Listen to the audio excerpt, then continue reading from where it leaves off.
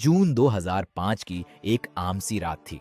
दिल्ली शांत थी, लेकिन शहर के एक होटल के तीसरे फ्लोर पर इतिहास लिखे जाने की तैयारी चल रही थी। कमरे की पीली रोशनी में एक टेबल रखी थी जिस पर नक्शे फैले थे, कुछ फोटो थीं और मोटी फाइलों का ढेर रखा था। कमरे में 3 लोग मौजूद थे। कोई ऊंची आवाज नहीं, कोई जल्दबाजी नहीं। बीच में बैठा आदमी बेहद शांत था, इतना शांत कि उसकी खामोशी ही सबसे ज्यादा डर पैदा कर रही थी। उसकी आंखों में न गुस्सा था न डर, बस एक ठंडा सा भरोसा। उसका नाम था अजीत डोभाल।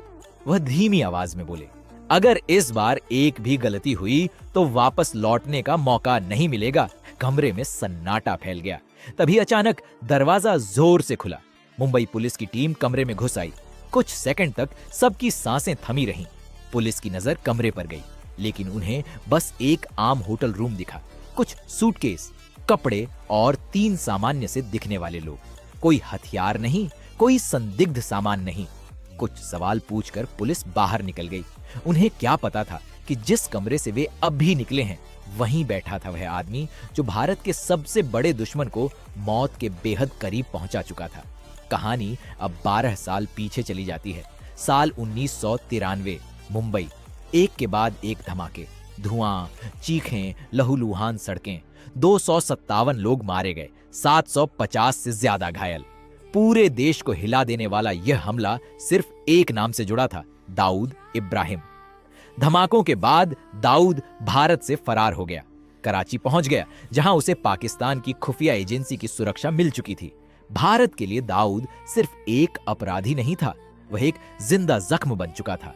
सालों तक उसे पकड़ने की कोशिशें होती रहीं, लेकिन हर बार वह बच निकलता। तभी अंडरवर्ल्ड में एक नाम धीरे धीरे फैलने लगा, सुपरवाइजर। कोई उसका असली नाम नहीं जानता था, लेकिन अपराध की दुनिया में सब उससे डरते थे। वही आदमी था अजीत डोभाल। बिना हथियार, बिना वर्दी, दुश्मन के इलाके में घुसकर काम पूरा करना, यही उसकी पहचान थी। 2005 तक आते आते मिशन अपने आखिरी चरण में पहुंच चुका था।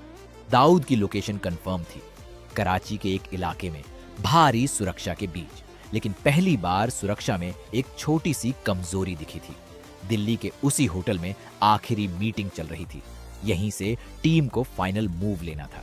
अगर यह ऑपरेशन सफल होता तो दाऊद इब्राहिम का नाम सिर्फ फाइलों में रह जाता।